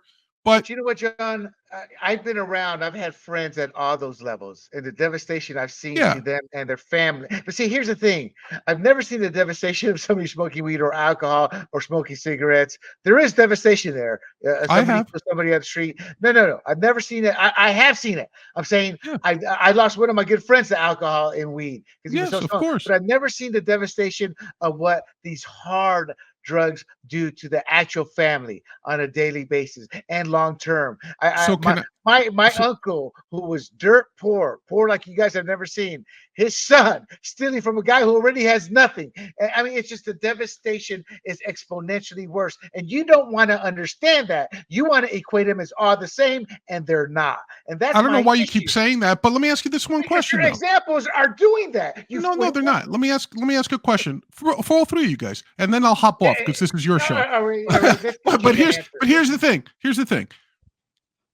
I am not against punishing people for all the stuff you talked about. In other words, the stuff that you're saying people commit under the influence of drugs, whether it's stealing, assault, murder, whatever, all that negative stuff that comes as a result of using drugs, I believe in holding people accountable for. So I'm not saying they're drug users. Let's ignore the increase in crime. If they have to go rob in order to feed their habits, none of that. So my question to you would be, if I'm allowing for that punishment regardless of the drug use, then why infringe on people's ability and rights to choose to live the way they do? That's it. You want to go first, and then Craig, and I'll answer at And the I'll end. hop off. I'll hop off so you guys can finish up so we don't stay here all night. Thank you for letting me on. I appreciate it. Your thoughts, G, on what he said. As far as it only affects you, do what you want, right? But then I think the argument is when it starts to affect other people, uh, it's frustrating when you can't control the situation, right? That when the person is taking from you, and I'm talking about family situations, they're taking from you, but then they don't want to be told yes or no. And then you're stuck in the situation of, do I do the tough love thing? And you're out on the street. Well, that's why we have a huge homeless population. They're not homeless because, well, they are homeless because they don't have money. But the reason why they don't have money is because they're spending money on drugs and alcohol, right? And alcohol is a cheaper thing, but the drugs, that's why they're out on the street. And the family's like, I don't want to deal with this guy or this woman. So go do your drugs somewhere else. So again, there's a line somewhere, and this, going back to the Oregon thing, you make it legal. Now you got a whole host of issues with crime and increased medical costs that's socialized out to the populace. And I don't know what the answer is, and I don't think anyone's ever going to figure that out. What about you, That's Craig? my answer. It's a non-answer. I no, it's not a non-answer. It's actually a very good answer. We talk about these things as if they're real simple and everything is in a bubble. And the reality is everything affects everything. And so when you talk about drugs and legalization and how it impacts, anybody who has ever had a drug addict close to them, they know it never just impacts them. That's There right. are family members, there are spouses, there are children, there are parents, all of which who are impacted by the decisions that are made by that addict. And oftentimes, the people who get addicted to those drugs, they don't have all the information going into it before they wind up taking that drug. They don't know everything that goes into it. Oh my God, And opioids that were oh legal. yeah, opioids. Right. Dude, there was a whole industry promoting, oh, Exactly. That's these my are point. Yeah. opioids, but they're okay. They're non-addictive. There literally was a legal industry that was talking about how non-addictive they are. I mean, Right. there's a lot of stuff that goes into it that I think you have to consider the nuance of it. I agree with the spirit of what Big John is talking about, because ultimately people need to be responsible for the choices that they make. But at a certain point, when we know that certain choices are going to have an impact on people other than just the people who make them, we need to see if there's a way to hedge those bets. And I know that's definitely not the libertarian perspective. It may not be the conservative perspective, uh, but it's something that we at least need to consider as we're looking at policy solutions. Gotcha. My take is simple. The data is starting to show here in the States, but you can go around the world and you see the data of how these drugs have devastated societies. And everything you said and everything you said, G, that's exactly what I believe. I am not against certain things, but you have to draw a line at everything, whatever industry. There's always a line. I don't believe you should be, I don't believe the Second Amendment should go so far. Yeah, if I want to own a dirty bomb, Second Amendment says it's my right. I'm like, no. But I don't want a technically, dirty that bomb, would but be I would like to own a tank. yeah, but see, and to me, there's a line, I want a dirty but bomb, but, but there's let me always have that one let me person have that a pushes that. look. Let a tank at least be in the realm of possibility. Tim Allen would agree with you. All right, guys, let's move on to our final topic here. From Wall Street to wife beaters, Kamala's coalition expands. Look, my issue here is a media-related issue. Emhoff, for those of you who do not know who Doug Emhoff is, he is the second man. Is that what they would call him? The second gentleman. Second gentleman. I call him the second the JJ. He is the vice president's husband. He was accused of slapping his then girlfriend across the face during the Cannes Film Festival. There are 3 witnesses that have proof, supposedly. They say he slapped her so hard that she spun around. Woman. Now, my issue here is they've kind of poo-pooed him. Emhoff and his reps have denied it. 3 friends of the alleged victim came forward with their statements, supported by travel documents and photos, enhancing the credibility. Going one step, and I'm not knocking Emhoff. Whatever people want to do on their own, I'm showing his track record here. He publicly admitted to having an affair during his first marriage, which contributed to his divorce. It was with his nanny. And hey, I give Arnold credit. He gave his nanny the choice of having the kid or not. Free choice. A little bit of conservatism left in the governor. This guy said, you can go get an abortion. You ain't got no choice, woman. I'm going to slap you so hard you're going to spin like a top. So he has a track record. What are your thoughts on this? But my question to you guys is, can you really trust him and his denial? Or are you guys like, this is just an opinion segment. It's not a fun segment. It's a serious issue, but we're going to relate it to how it's being covered. But what are your initial thoughts on this situation? And can you trust somebody who's already cheated on his wife to sit there and say, no, I didn't knock her and make her spin like a top? Craig, then we'll go to G. Look, it is typical beta male behavior. I'm sorry. I was raised, you don't put your hands on a woman. I raised my son, you don't put your hands on a woman. There is nothing that short of defending themselves from being attacked by that woman, there's nothing that, in my opinion, makes it okay for a man to put his hands on a woman like that. I believe it. I totally believe it happened because, well, I'll just say it.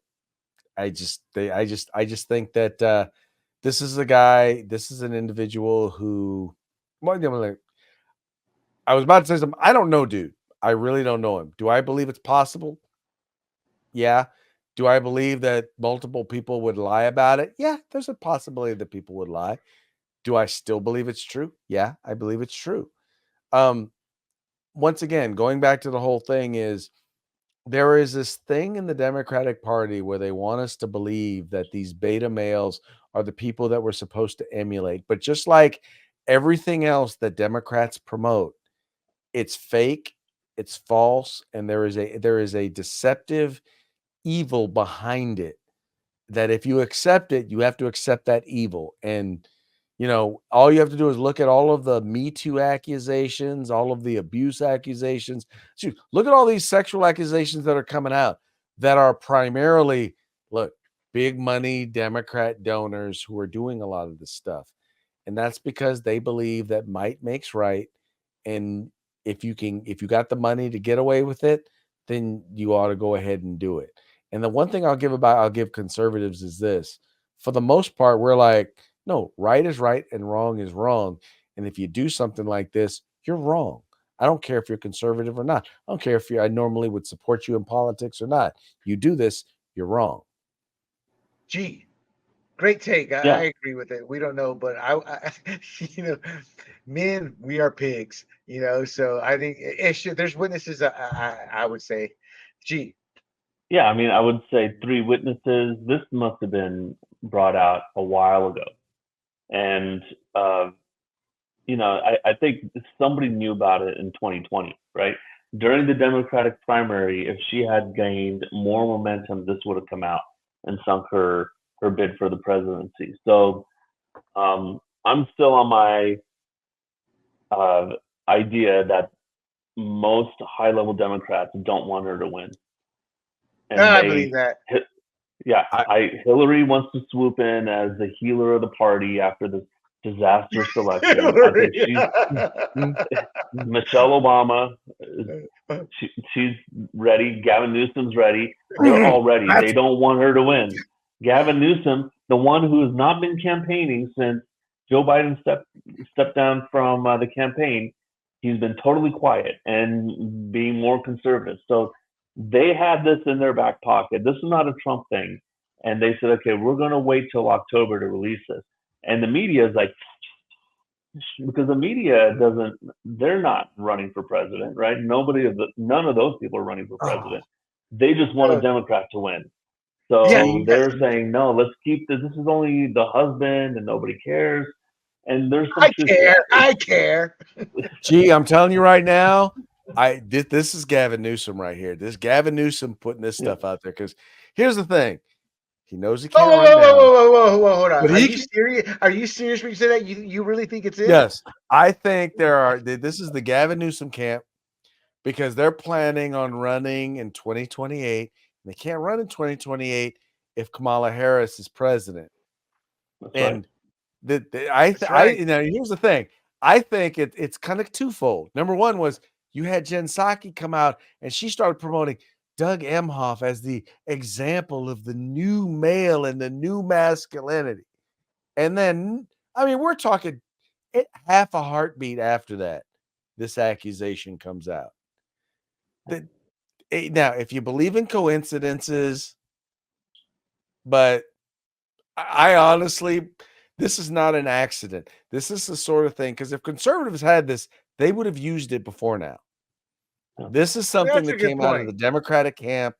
And I'm trying to think, who is the person in the Democratic camp that I can think of that is so politically savvy that would make sense? And I'm going to tell you what, there are a few Democrats I know that are more politically savvy than Gavin. Well, there are a few. I mean, Obama, his camp could have, the Clinton camp, the Newsom camp. There's no benefit to Barack Obama. That's my point. And Hillary Clinton is too old. I'm sorry, she's too old. I'm just saying the people with the gravitas have been able to do it. Newsom's the only one with the reason to do it. But let's move on to the media side of it. And you already kind of touched into that. They buried the story, or tried to bury it, and then instead, see, this is what the media is supposed to be on our side, the American people. But instead of investigating or reporting on it, they sat there and started accusing those outlets of engaging in propaganda campaign. And then they started putting out puff pieces, which is ironic. He's a puff of a man, MSNBC and CNN, putting him in a positive light, focusing on his personal qualities. I wonder if one of those qualities was how good his backhand is at hitting a woman, and then, as you said, they reshaped the perception of masculinity, and then here's the kicker. are the men.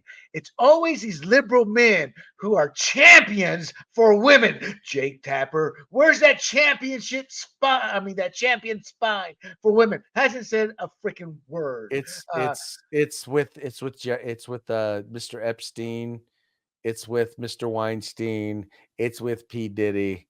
That's where the champion of women are.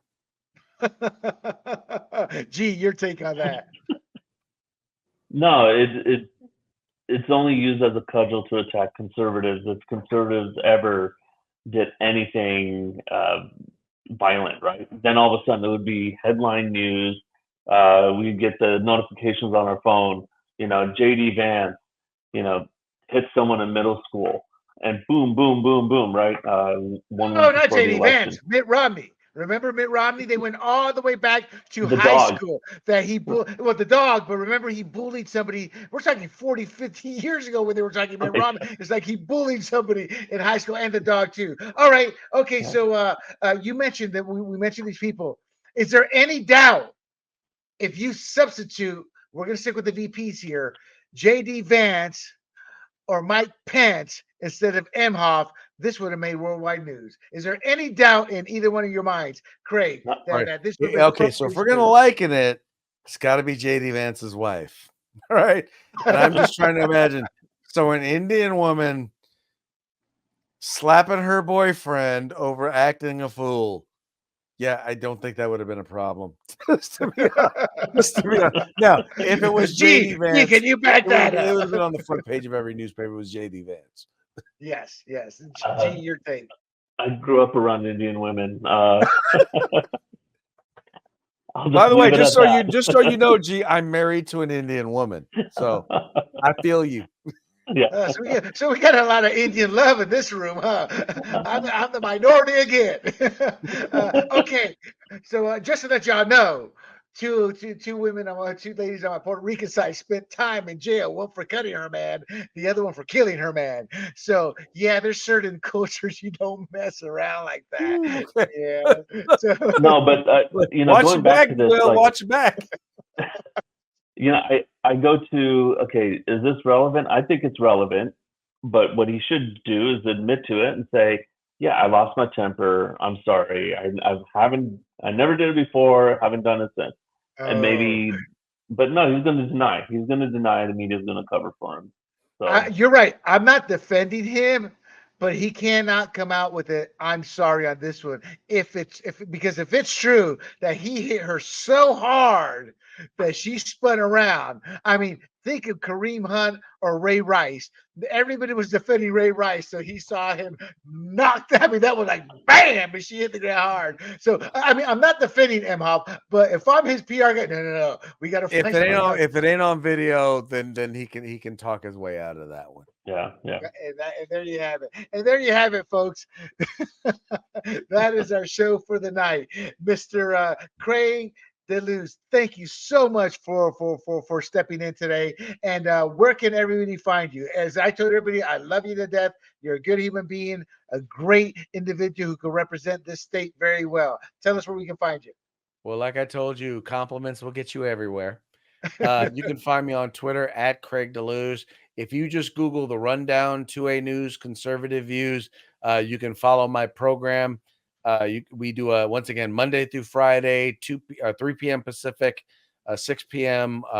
Western or Eastern. I encourage you guys, check it out. But yeah, that's probably the best way you can find. Just Google Craig DeLuz. You will find me. Trust me. Yes, that is. Mr. G, any final words there from you? No, you can find me on X at RSFG, and I'm getting more and more active as the weeks go by. G just submitted to us a, what do you call it, G? What was the term he used? The video? Yeah. It's just a proof of concept, but I was going to call it my Daisy Girl. Yeah. Concept video. Yeah. It was funny. The problem is within 2 seconds, copyright issue. Yeah. So, but to everybody else, thank you for watching.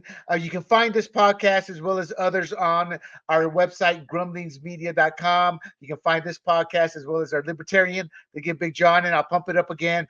he did one with Mike Termott, the vice president nominee for the Libertarian Party. They broke down the debate. So if you're a libertarian, you'll enjoy that.